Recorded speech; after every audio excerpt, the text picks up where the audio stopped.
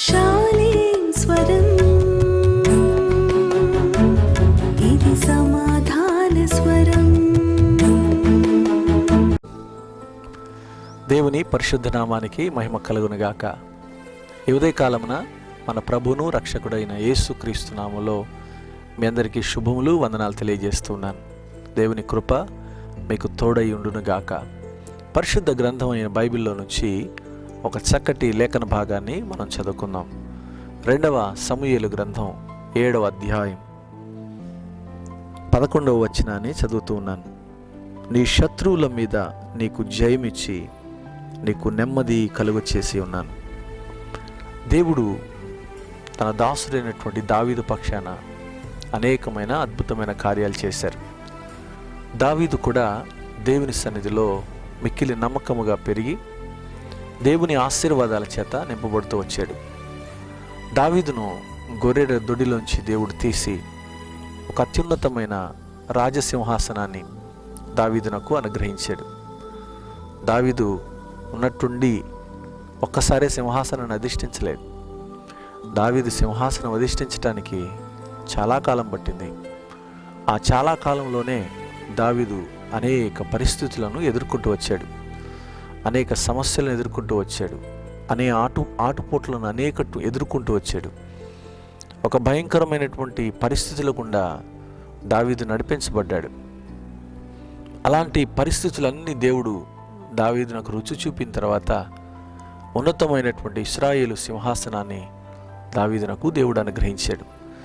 సింహాసనాన్ని అధిష్ఠించినటువంటి ఈ దావీదు దేవుని యొక్క సన్నిధిలో ఒకరోజు, నేనైతే చక్కగా అంతఃపురంలో రాజనగరంలో నేను ఉన్నాను కదా, నా దేవుడు ఇంకా గుడారములలో డేరాల్లో ఉన్నారు, ఆయన కొరకు నేను ఒక మంచి మందిరాన్ని కట్టించాలి అని తనలో తాను తలంచినప్పుడు దేవుడు ప్రవక్తను దావీదు దగ్గరికి పంపించాడు. దావీదుతో చాలా విషయాలు మాట్లాడుతూ నాతాను ప్రవక్త దేవుని యొద్ద నుంచి వచ్చి దావీదుతో చాలా విషయాలు చెప్పాడు. ఇదిగో, నువ్వు ఘోరమైనటువంటి పరిస్థితిలో ఉన్నప్పుడు నేను నిన్ను కాపాడుతూ వచ్చాను, చాలా సమస్యల్లోంచి నిన్ను విడిపిస్తూ వచ్చాను, నువ్వు ఎదుర్కొన్న ప్రతి పరిస్థితిలో కూడా నేను నీకు తోడయుండి నడిపిస్తూ వచ్చాను. నేను ఎప్పుడైనా ఒక మందిరం కావాలని అడిగానా, నా కోసం నువ్వు మందిరం కట్టించమని అడిగానా అని దావీదుతో చాలా విషయాలు ఈ 7వ అధ్యాయంలో మాట్లాడుతూ 11వ వచనం దగ్గరికి వచ్చేటప్పటికి అద్భుతమైన మాట చెప్తున్నారు. చూడండి, నీ శత్రువుల మీద నేను నీకు జయమిచ్చి నీకు నేను నెమ్మది కలుగజేశానన్నాడు. నిజమే, దావీదు జీవితంలో నెమ్మది లేని దినాలు ఎన్నో గడిపాడు. నెమ్మది లేకుండా పారిపోతూ భయంతో అడవుల వెంట కొండల వెంట తిరిగిన దినాలు ఎన్నో దావీదు తన జీవితంలో అనుభవించాడు. దేవుడు చూడండి దావీదుతో చెబుతున్న మాట, అలాంటి భయంకరమైన పరిస్థితుల్లో నువ్వు ఉన్నప్పుడు నీ శత్రువుల మీద నేను నీకు జయమిచ్చి నీకు నేను, ఎంత అద్భుతమైన మాట చూడండి, నెమ్మది కలుగజేశాను అన్నాడు.